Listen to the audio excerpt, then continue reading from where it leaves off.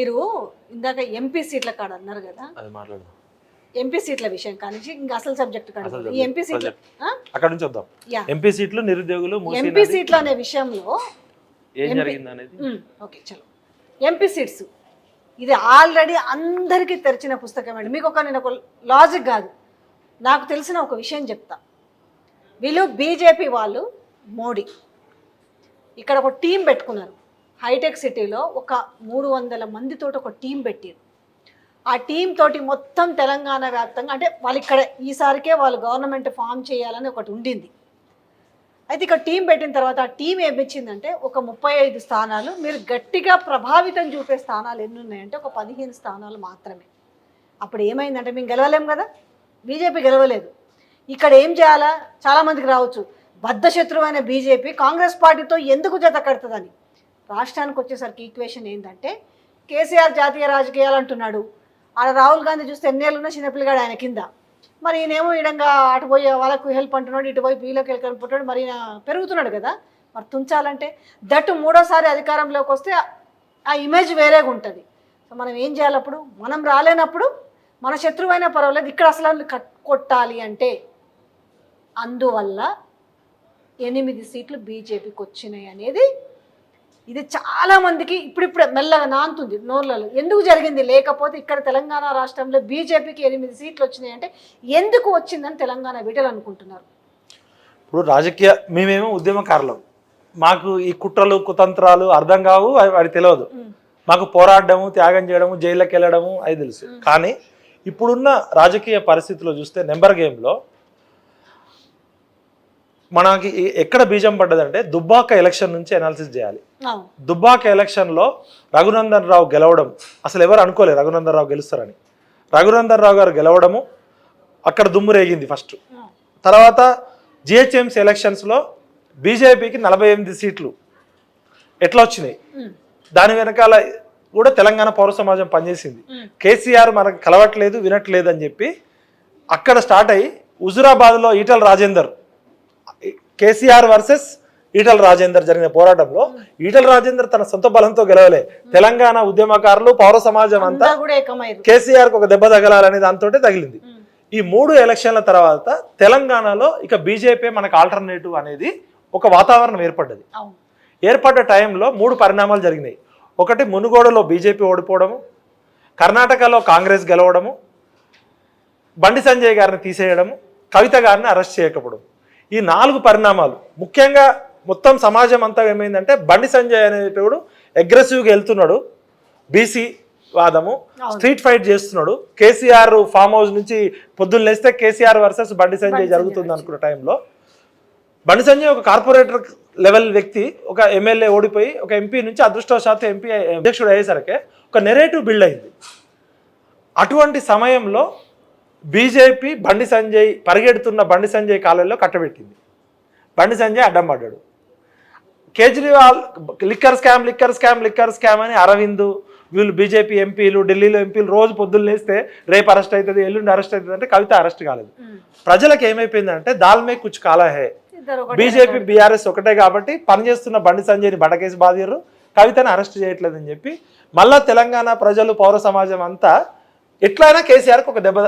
ఎందుకంటే కేసీఆర్కి తెలంగాణ పౌర సమాజంకి ఉద్యమకారులకు మధ్య వచ్చింది. మనతో పాటు ఉన్న చిచ్చ మనని కలవకుండా మనని దూరం పెట్టిండు, ప్రజల్ని పట్టించుకోవట్లేదు. మళ్ళా 3వసారి అధికారం వస్తే అసలు మన పరిస్థితి ఏందనేది ఒక భయం కూడా ఉంది తెలంగాణ పౌర సమాజంలో. కేసీఆర్తో కలిసి మాట్లాడితే సమస్యలు పరిష్కారం అయ్యేది. కేసీఆర్ కలవకుండా దూరం అయిపోయేసరికి ఈ కోటరీ వల్ల చాలా నష్టపోయారు ఉద్యమకారులు, విద్యార్థులు, నిరుద్యోగులు, విద్యార్థులు, ఉద్యమకారులు, తెలంగాణ వాదులు.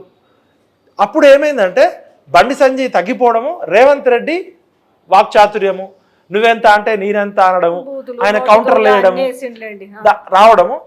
అక్కడ ఏమైందంటే గ్లోబల్ తెలంగాణ అసోసియేషన్ అని ఒక ఆర్గనైజేషన్ స్టార్ట్ అయింది, చాలామందికి తెలియదు.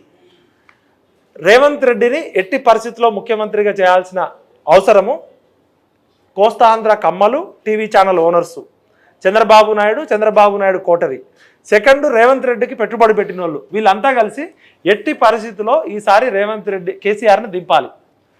దాదాపు అమెరికాలో ఉన్న ప్రతి స్టేట్లో వాళ్ళు ఫండ్ రైజ్ చేశారు. ఈసారి కేసీఆర్ని కొట్టగలిగేది రేవంత్ రెడ్డే. మనకి ఉన్న నాయకుడు ఈయనొక్కడే. రేవంత్ రెడ్డికి ఆ స్థాయి లేదు, అంత పరిపక్వత లేదు, చిల్లరగా మాట్లాడుతాడని చాలామంది పెద్ద పెద్ద రెడ్డి దొరలు పెద్ద పెద్ద వాళ్ళు పట్టించుకోలే. అయినా కూడా కొంతమంది కులపతులు దళపతులు కమ్మ దొరలు కలిసి రేవంత్ రెడ్డికి దాదాపు 3,200 కోట్ల ఫండింగ్ చేసిరని చెప్తారు. ఆయన హెలికాప్టర్లలో, ఇప్పుడు మామూలు కార్లలో క్యాన్వా వెళ్ళడానికి డబ్బులు ఉండవు కదా. రేవంత్ రెడ్డి ఏం వ్యాపారవేత్త కాదు, ఇండస్ట్రియలిస్ట్ కాదు. మరి రెండు హెలికాప్టర్లు ఎట్లా తిరిగినాయి? ఈ డబ్బులన్నీ ఎక్కడి నుంచి వచ్చినాయంటే గ్లోబల్ తెలంగాణ అసోసియేషన్ అనే ఆర్గనైజేషను అమెరికాలో ఫండింగ్ రేజ్ చేసి ఇక్కడ మొత్తం ఇండస్ట్రియలిస్టులు, జడ్జీలు, ఐఏఎస్ల ఆఫీసర్లు అంతా కలిసి కొన్ని 100 కోట్లు మొబిలైజ్ చేసి ఆయన క్యాంపెయిన్ చేసిరు. దుబాయ్లో ఒక మీటింగ్ కూడా పెట్టారు. ఆ మీటింగ్కి కూడా ఇక్కడ పెద్ద పెద్ద ప్రొఫెసర్లు అని చెప్తున్న తెలంగాణ వాదులు సీక్రెట్గా ఎవరెవరు పోవాలో వాళ్ళు పోయిర్రు. ఇదంతా కూడా చాలామందికి తెలియదు. మాకు తర్వాత తెలిసింది అంతా ఫండింగ్ ఎక్కడిది అని చెప్పి. ఎందుకంటే కాంగ్రెస్ పార్టీలో డబ్బులు మొబిలైజ్ చేయగల శక్తి ఎవరికీ లేదు. ఒక పొంగులేటి శ్రీనివాసరెడ్డికి, రేవంత్ రెడ్డికే ఉంది. పొంగులేటి శ్రీనివాసరెడ్డి గారు అప్పటికి ఇంకా కాంగ్రెస్ లో రాలేదు కాబట్టి ఇప్పుడు ఆ హోంగార్డు ఎస్పీ గొడవ మీకు తెలుసు. మన వెంకటరెడ్డి గారు చెప్పారు 50 కోట్లు ఇచ్చి ఆయన పిసిసి ప్రెసిడెంట్ తెచ్చుకోడని చెప్పి వాళ్ళు డైరెక్ట్ ఓపెన్ గానే చెప్పారు. మరి 50 కోట్లు ఇస్తే పిసిసి ప్రెసిడెంట్ ఇచ్చే అంత స్థాయిలో పిసిసి ప్రెసిడెంట్ పోస్టు అంత చులకన అయిపోయిందా? అది కాంగ్రెస్ పార్టీ వాళ్ళు చెప్పారు, మనం చెప్పాల్సిన అవసరం లేదు. అటువంటి పరిస్థితులలో తెలంగాణ సమాజానికి కేసీఆర్ని దింపాలంటే బీజేపీ 2 చెవుల్లో పూలు పెట్టింది. ఒక చెవిలో కాలీఫ్లవర్, ఒక చెవిలో క్యాబేజీ. ఆ పుష్పాలు కమలం పువ్వు, గులాబీ పువ్వు ఒకటే అనే రేటు. అయితే మాలాంటి పిచ్చోళ్ళంతా మేమేమనుకున్నాం అంటే బీజేపీ టీఆర్ఎస్ ఒకటే అనుకొని ఎట్టి పరిస్థితుల్లో మాకు దిక్కులేక ఏదో అంటారు కదా సామెత, అట్లా అయిపోయి రేవంత్ రెడ్డి సీఎం అవుతారని కూడా మేము అనుకోలే.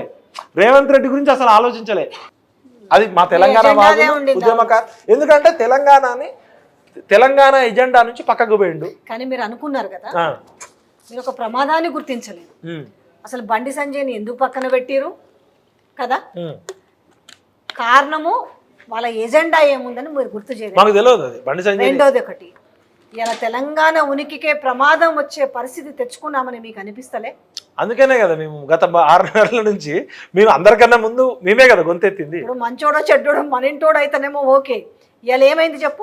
చంద్రబాబు నాయుడు వచ్చింది కదా, ఇలా పచ్చ జెండాలు వచ్చినాయి కదా, ఇలా కమ్మ గ్లోబల్ ఫ్యాక్టరీ కేజీఎఫ్ తెలంగాణకు వచ్చి ఇలా వాళ్ళు ఏమంటున్నారు, తెలంగాణకి వ్యవసాయము నాగరికత మేమే నేర్పినాము.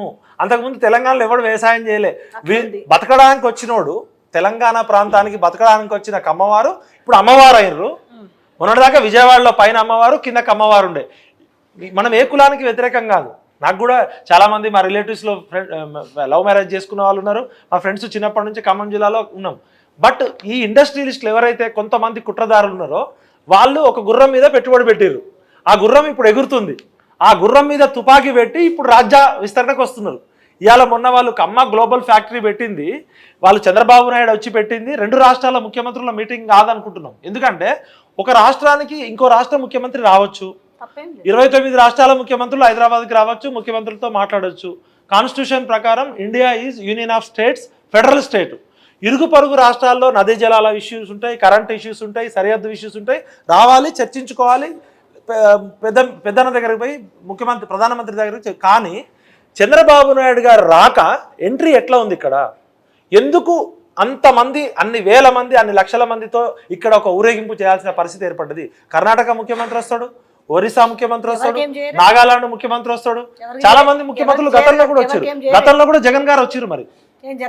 మరి ఈ ఊరేగింపులు, ఈ వికటహాసాలు, ఈ గుర్రాల మీద, ఏనుగుల మీద, ఒంటెల మీద ఎవరు ఊరేగలే కదా. ఇవాళ మొత్తం హైదరాబాద్ని పచ్చ జెండాలు ఎందుకు చేసిర్రు?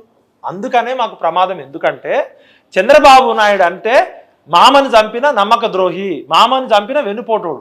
నిన్నటిదాకా ఎవరు ఆంధ్రాలో బాబాయిని చంపినోడు ఒకడని చెప్తారు.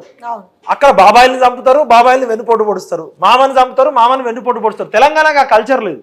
ఏదైనా ఉంటే కులం మాట్లాడుకుంటాం. ఇంట్లో సమస్య వస్తే ఇప్పుడు కేసీఆర్ గారు మంచి చేస్తే నెత్తి మీద పెట్టుకున్నాం. కేసీఆర్ గారు తప్పు చేసినప్పుడు చిచ్చా ఇట్లా ఎందుకు చేసినామని అడిగే హక్కు ఉంది, బాధ్యత ఉంది, అవసరం ఉంది. రేవంత్ రెడ్డి మన తెలంగాణలో పుట్టినోడు, తెలంగాణ రక్తం ఉన్నోడు, తెలంగాణ డిఎన్నోడు. ఆయన తప్పు చేస్తే ప్రశ్నిస్తాం. చంద్రబాబు నాయుడు వస్తే బండకేసి బాస్తాం కదా. చంద్రబాబు నాయుడు ఎప్పటికీ తెలంగాణ ద్రోహే, మా పిల్లల్ని చంపినోడే, మా పిల్లల్ని ఎన్కౌంటర్లో చంపినోడే.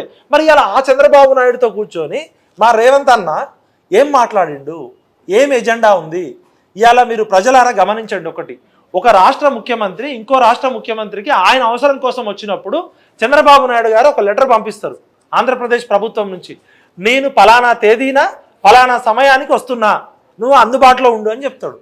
ఇప్పుడు నా అవసరం, నేను ఆంధ్రప్రదేశ్ ముఖ్యమంత్రిని, మీరు తెలంగాణ ముఖ్యమంత్రికి, మీరు ఏమని రాయాలి చంద్రబాబు నాయుడు గారు రేవంత్ రెడ్డి గారికి, నేను మీతో చర్చలు జరపడానికి వద్దామనుకుంటున్నా, ఏ రోజు మీకు వీలైతుంది, ఎప్పుడు కూర్చుందాము, ఎజెండా ఏంటి అని మీరు ఒక ఉత్తరం రాస్తే మళ్ళీ రేవంత్ రెడ్డి గారు ఒక ఉత్తరం రాస్తారు, లేదు నేను పలానా తేదీ నా ఢిల్లీ పోతున్నా, లేకపోతే పలానా తేదీ నేను బిజీగా ఉన్నా, ఈ తేదీ మీకు అనుకూలంగా ఉంటే మనం కూర్చుందామని చెప్పొచ్చు. చంద్రబాబు నాయుడు డిక్టేట్ చేసిండు, నేను పలానా తేదీకి పలానా సమయంకి వస్తున్నా అంటే ఈ గురువు ఈ శిష్యుడు తచ్చినట్టు ఎస్ బాస్ అన్నాడు. మరి చంద్రబాబు నాయుడుకి రేవంత్ రెడ్డి గారు సబార్డినేటా? ఇద్దరు రాష్ట్రాల ముఖ్యమంత్రులు ఇద్దరు కూర్చోవాలి కదా, కూర్చొని వాళ్ళిద్దరు ప్రైవేటుగా రేవంత్ రెడ్డి గారి ఇంట్లో ఫంక్షన్కో చంద్రబాబు నాయుడు గారి ఇంట్లో ఫంక్షన్కో కలవలే. రెండు రాష్ట్రాల మధ్య ఆంధ్రప్రదేశ్ విభజన చట్టంలో అంశాల పరిష్కారానికి వస్తున్నామన్నారు. మరి ఏ అంశాలు మీ ఎజెండాలో ఉన్నాయి, ఏ అంశాల్లో ఏకాభిప్రాయం వచ్చింది, ఏ అంశాల్లో భిన్నాభిప్రాయం వచ్చింది, ఎన్ని కోట్ల రూపాయలు ఎవరికి అప్పు పడ్డారు, పెండింగ్ ఉన్న ఆస్తులు ఏంటి? ఇవాళ ఆంధ్రప్రదేశ్ విభజన చట్టంలో చాప్టర్ 9లో 180 సంస్థలు ఉన్నాయి, 65, 67 చాప్టర్, అది ప్రజలందరూ కూడా చూడాలి. ఆంధ్రప్రదేశ్ విభజన చట్టంలో 180 సంస్థలు ఉన్నాయి. షీలాబేడి అనే ఒక ఐఏఎస్ ఆఫీసర్ కమిటీ ఉంది. అదేవిధంగా 10వ షెడ్యూల్లో 90 సంస్థలు ఉన్నాయి. మరి ఎన్ని సంస్థలు గతంలో మన కేసీఆర్ గారు జగన్ గారు పరిష్కరించారు, ఎన్ని పెండింగ్లో ఉన్నాయి, లిస్టు విడుదల చేయాలి కదా. వీళ్ళు కలిసిన ఎజెండా బయట పెట్టలేదు, చర్చించిన అంశాలు బయట పెట్టలేదు, వాళ్ళిద్దరు మాట్లాడుకున్న లైవ్ పెట్టచ్చు కదా. రెండు రాష్ట్రాల ముఖ్యమంత్రులు మాట్లాడుతున్నప్పుడు ఆంధ్రప్రదేశ్ ప్రయోజనాల కోసం చంద్రబాబు నాయుడు ఏం మాట్లాడిండు, తెలంగాణ ప్రయోజనాల కోసం మా రేవంత్ అన్న ఏం మాట్లాడిండు, ఒక గురు శిష్యులు ఏ విధంగా మాట్లాడుకున్నారు, గురువుని మించిన శిష్యుడా రేవంత్ అన్న, శిష్యుని మించిన గురువా మాకు కూడా తెలుసుకోవాలని ఉంటుంది కదా. రాజ్యాంగబద్ధంగా ప్రజల డబ్బులతో, మా డబ్బులతో కట్టిన బిల్డింగ్లో కూర్చొని మేమిచ్చిన డబ్బులతో ఛాయ్ తాగి, మేమిచ్చిన డబ్బులతో నీళ్లు తాగి, మేమిచ్చిన డబ్బులతో బిర్యానీలు తిని, మేమిచ్చిన డబ్బులతో విందులు చేసుకుని ప్రజలకు చెప్పాలి కదా. మరి సరే మీరంటే బీరు తాగారు, అది పక్కకు పెట్టండి, బిర్యానీలు అయితే తిన్నారు కదా. మా డబ్బులతో మా ప్రజాప్రతినిధులుగా ఉన్న మీరు ఎందుకు పెట్టలేదు, సీక్రెట్ ఎజెండా ఏంటి? అక్కడే మాకు డౌట్ వస్తుంది. ఆ మీటింగ్ అయిపోయాక ఆయన తెలుగుదేశం పార్టీ విస్తరణ కోసం ఎమ్మెల్యేలతో మీటింగ్ పెట్టుకుంటున్నాడా, ఆయన రాజకీయ ప్రయోజనాల కోసం వచ్చిండా? మరి రెండు కళ్ళ సిద్ధాంతం అని చెప్పిండు కదా చంద్రబాబు నాయుడు గారు. రెండు కళ్ళ సిద్ధాంతం అని చెప్పిన పార్టీలోనే ఎదిగిన శిష్యుడు రేవంత్ రెడ్డి గారి ట్రాక్ రికార్డ్ అంతా రెండు కళ్ళ సిద్ధాంతం నుంచి వచ్చినోడే కదా. చంద్రబాబు నాయుడు గారి ఆశీస్సులతోటి ఆ TV5, ABN, ఈ అమ్మవారి ఆశీస్సులతోటి వాళ్ళు ఇచ్చిన డబ్బులతోటే కదా ఆయన రాజకీయ జీవితం అంతా. మరి మాకు కూడా డౌట్ వస్తుంది కదా, రేవంత్ అన్న చెప్పలే ఏం మాట్లాడిండు అనేది, చంద్రబాబు నాయుడు చెప్పలే. మరి ఇవాళ తెలుగుదేశం పార్టీ ఎక్స్పాన్షన్ కోసమా, లేకపోతే మళ్ళీ ఇక్కడ మా శిష్యుడే ముఖ్యమంత్రి ఉన్నాడు, బీజేపీ కూటమి, జనసేన కూటమి, టీడీపీ కూటమి, ఈ మూడు కూటములు హైదరాబాద్లో ఉన్న సెటిలర్స్ కోసమా, ఖమ్మం జిల్లాలో ఉన్న కమ్మవారి కోసమా, నిజామాబాద్లో ఉన్న సెటిలర్స్ కోసమా, మీ రాజకీయ ప్రయోజనాల కోసం జరిగిన మీటింగా? చెప్పకపోతే మాకు అనుమానాలు వస్తాయి. ఎందుకంటే చంద్రబాబు నాయుడు గారికి నమ్మక ద్రోహం అనే ట్రాక్ రికార్డు ఉంది, రెండు కళ్ళ సిద్ధాంతం అనే ట్రాక్ రికార్డు ఉంది, తెలంగాణని వ్యతిరేకించిన పార్టీలో గురు శిష్యులుగా పనిచేశారు. ఇవన్నీ చెప్పాల్సిన బాధ్యత వాళ్ళిద్దరి మీద ఉంది. ఇప్పటికైనా చెప్పాలి వాళ్ళు.